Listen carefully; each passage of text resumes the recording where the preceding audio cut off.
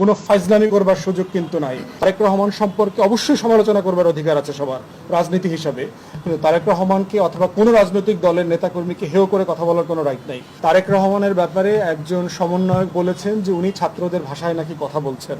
প্রশ্ন হচ্ছে, দেশের সবচেয়ে গুরুত্বপূর্ণ রাজনৈতিক দলের সবচেয়ে সিনিয়র নেতার ব্যাপারে কথা বলার ক্ষেত্রে সবাইকে খুব সতর্ক হতে হবে। হাসনাত আবদুল্লাহ থেকে শুরু করে সকল ছাত্র সমন্বয়ককে বলছি, তোমাদের এই আন্দোলনের সাথে তোমরা 3 সপ্তাহ আন্দোলন করো নাই। এই আন্দোলন বাংলাদেশের গণতন্ত্রকামী মানুষ গত 17 বছর থেকে করেছে। মেসি হঠাৎ করে গোল দিলে গোল হয় না, 11 জন খেলে মেসি বানাইতে হয়।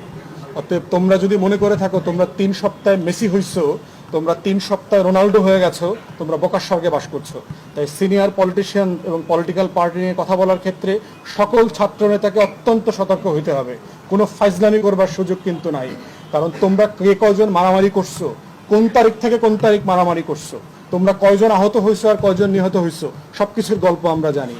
তাই তারেক রহমান সম্পর্কে অবশ্যই সমালোচনা করবার অধিকার আছে সবার রাজনীতি হিসাবে, কিন্তু তারেক রহমানকে অথবা কোনো রাজনৈতিক দলের নেতাকর্মীকে হেয় করে কথা বলার কোনো রাইট নাই।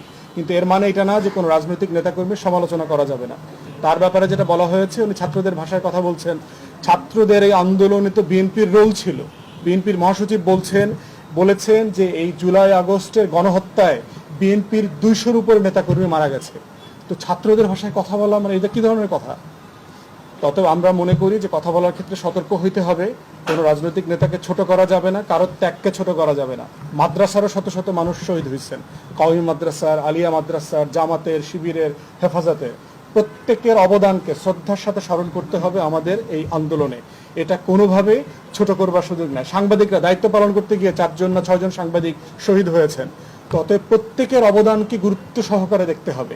একক কোনো ভিত্তির উপরে আন্দোলন হয় নাই, এটা যেন সবার মনে থাকে। এই আন্দোলনটা সারা বাংলাদেশ মিলে আন্দোলন করেছে। 3 সপ্তাহে 3.5 জন এসে আন্দোলন করে নাই। ঢাকা বিশ্ববিদ্যালয় থেকে শুরু করে পাবলিক ইউনিভার্সিটির 19 জুলাই পর থেকে তেমন কোনো কন্ট্রিবিউশন নাই।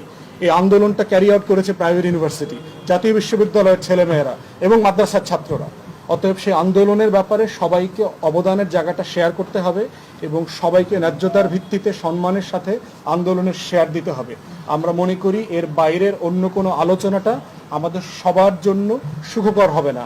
আমাদের মাথায় রাখতে হবে যে আমাদের সবার একটা কমন শত্রু আছে, সেটা হচ্ছে আওয়ামী ফ্যাসিবাদ। তারা চলে যায় নাই।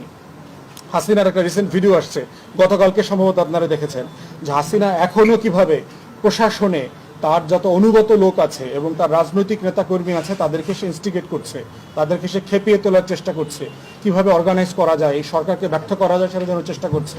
তাই আমরা যারা আন্দোলনে ছিলাম, আমাদের ভ্রাতৃত্বের সম্পর্কটা যেন নিজেদের মধ্যে বজায় থাকে, এটা খুব জরুরি।